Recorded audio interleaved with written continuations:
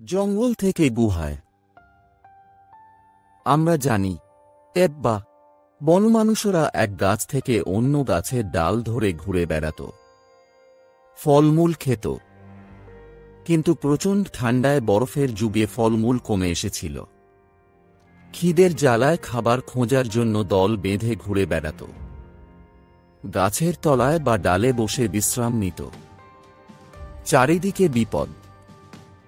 একদিকে বাঘ সিংহের মতো ভয়ানক জন্তু, অন্যদিকে ঝড়, জল, বৃষ্টি।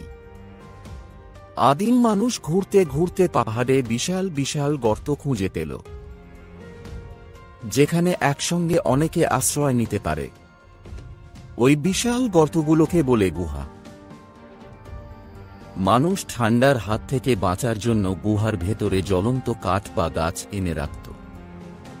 গুহার মুখে আগুন জ্বালিয়ে রাখত, যাতে হিংস্র জন্তু গুহায় ঢুকতে ভয় পায়। গুহাগুলোর কাছেই থাকত ঝর্ণা, ফলে জল পাওয়ার ও খাওয়ার ক্ষেত্রে কোনো সমস্যা হতো না। রাত্রিবেলা আগুনের আলো গুহার দেওয়ালে জীবজন্তুর ও শিকারের ছবি আঁকত। এরপর মানুষ খাবারের সন্ধানে নিচে নেমে এলো, যাকে সমভূমি বলে। আদিম মানুষ নদীর তীরে চলে এসেছিল। একদিকে নদীতে মাছ ধরা, অন্যদিকে নদীর তীরের জমিতে অল্প অল্প চাষাবাদ শুরু করল। নদীর তীরে থাকার জায়গা বানানোর চেষ্টা শুরু করল। এবার আর গুহা নয়, মানুষ নিজেই নিজের থাকার জায়গা তৈরি করা শুরু করেছিল।